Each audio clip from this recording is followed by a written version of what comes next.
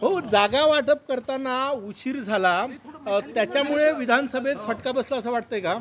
नाही, विधानसभेला फटका बसण्याचे अनेक कारणं असले तरी हे पण कारण नक्कीच आहे. 20 दिवस आम्ही जागेंचा घोर ठेवला. नाना पटोले आणि संजय राऊत हे दोन प्रमुख नेते त्या ठिकाणी होते, त्यामध्ये आम्ही होतो. परंतु जागा वाटपाचा तिढा जर 2 दिवसात संपला असता तर 18 दिवस आम्हाला प्रचारासाठी आणि प्लॅनिंगसाठी उपयोगी पडले असते. आम्ही कुठलंही प्लॅनिंग करू शकलो नाही. आम्हाला कुठलंही प्लॅनिंग करता आलं नाही. आम्हाला निवडणुकीसाठी तीनही पक्षाला संयुक्त कार्यक्रम आखता आला नाही. हे अनेक कारणं झाली.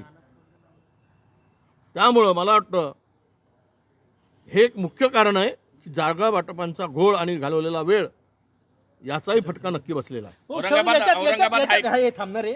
याच्यात शंका येत आहे का काय, असं वाटतंय का ह्या सगळ्या जागा वाटपाच्या याच्यात? नाही, मी म्हणतो ना, खरं म्हणजे कदाचित प्लॅनिंग आहे का? इतका वाढवलेला, इतके जो वेळ वाया घालवला. बैठकीची वेळ 11 वाजता, यायचं 2 वाजता, अनेक नेते उशिरा येत होते. त्यामध्ये मी कोणाचं नाव घेणार नाही.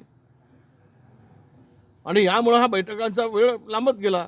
एकेका जागेवरून वारंवार त्या गोष्टी होत गेल्या. कदाचित महाराष्ट्रामध्ये ही जर महाविकास आघाडीची जागेचा घोड 2 दिवसात संपला असता तर आम्हाला, कारण 20 दिवस या जागा वाटपामध्ये आमचे पूर्ण गेले, तर आम्हाला त्याचा नक्की फायदा झाला असता. परंतु यामध्ये वेळ घालवण्यामध्ये कुठं काही षडयंत्र प्लॅनिंग होतं का, अशी शंका घेण्यास हरकत नाही.